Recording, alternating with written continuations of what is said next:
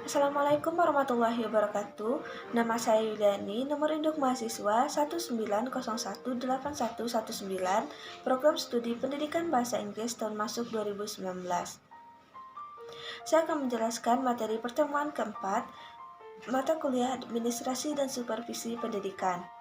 Pengertian, proses, dan peranan guru dalam administrasi peserta didik.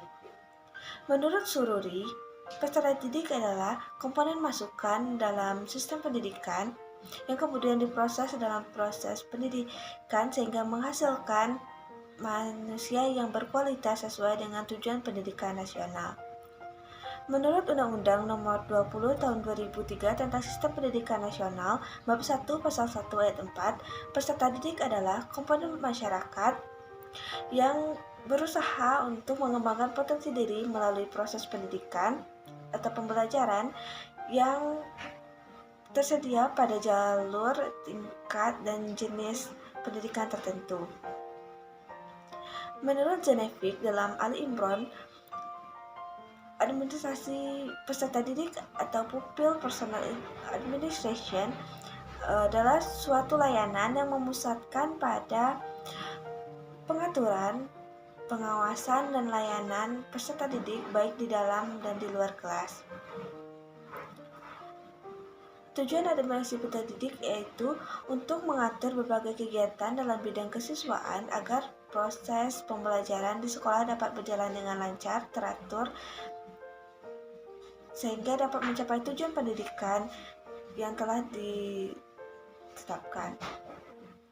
Upaya yang dapat dilakukan dalam administrasi peserta didik ini yaitu memberikan pelayanan terhadap peserta didik dimulai dari peserta didik tersebut diterima sampai mereka meninggalkan lembaga pendidikan. Administrasi peserta didik ini juga dapat diartikan sebagai usaha pengaturan terhadap peserta didik dimulai dari peserta didik tersebut mendaftar sekolah sampai mereka lulus dari sekolah tersebut. Selanjutnya, proses administrasi peserta didik. Ada 6 proses utama dalam administrasi peserta didik.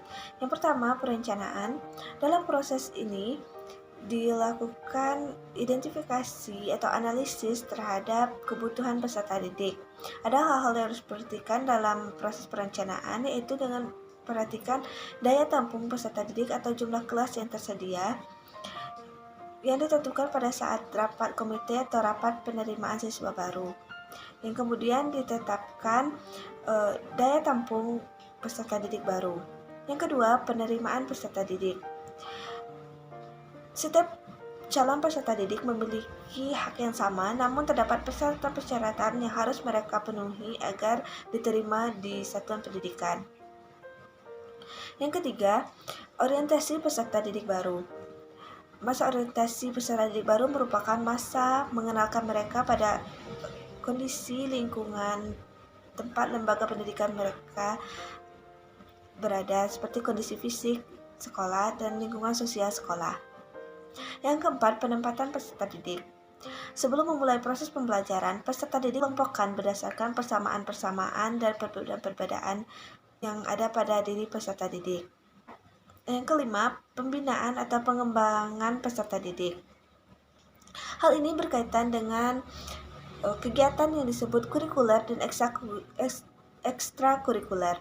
Kurikuler merupakan kegiatan-kegiatan yang telah tersusun atau terjadwal di dalam kurikulum, sedangkan kegiatan ekstrakurikuler adalah kegiatan di luar jadwal teratur dalam kurikulum. Yang keenam, pencatatan dan pelaporan. Pencatatan pelaporan tentang peserta didik wajib dilakukan di setiap satuan pendidikan. Pencatatan dan pelaporan ini mencakup seperti buku induk siswa, buku kleper, ledger, buku catatan pribadi peserta didik, buku raport, dan lain-lain. Selanjutnya, instrumen administrasi peserta didik merupakan alat kelengkapan yang dibutuhkan dalam proses administrasi peserta didik, meliputi 1. Buku induk yang merupakan buku yang mencatat semua hal yang berkaitan dengan peserta didik. Yang kedua, buku kleper yaitu buku pembantu buku induk yang disusun sesuai dengan update nama peserta didik. Yang ketiga, buku daftar keadaan siswa yang menggambarkan keadaan jumlah siswa di setiap sekolah. Yang keempat, daftar kehadiran siswa yang mencatat keaktifan siswa di setiap harinya. Yang kelima, file penyimpanan berkas, yaitu berkas-berkas terpisah yang nanti dibundle, dikelompokkan masing-masing agar mudah ditemukan. Akhir, peran guru dalam administrasi peserta didik. Menurut Sucipto, ada 5 peranan guru dalam administrasi peserta didik. 1. Sebagai panitia penerimaan peserta didik baru. Yang kedua, membantu siswa dalam beradaptasi dengan lingkungan sekolah. Yang ketiga, mencatat kehadiran siswa secara kontinu dan teliti. Yang keempat, memotivasi siswa dalam belajar. Dan yang kelima, menciptakan disiplin sekolah atau suasana kelas yang kondusif. Sekian materi pertemuan minggu keempat. Kalau ada salah, saya mohon maaf. Assalamualaikum warahmatullahi wabarakatuh.